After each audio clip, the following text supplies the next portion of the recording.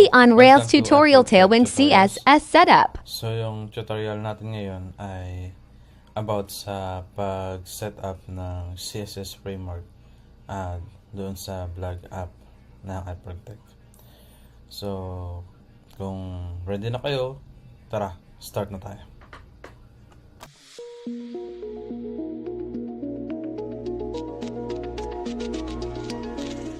Okay, so una ay kunin ko muna yung latest updates na ginawa na push ni Marvin. Okay, so open ko muna yung terminal. Tahan ko muna yung aking directory.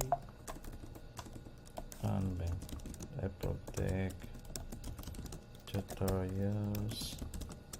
I protect. Okay. So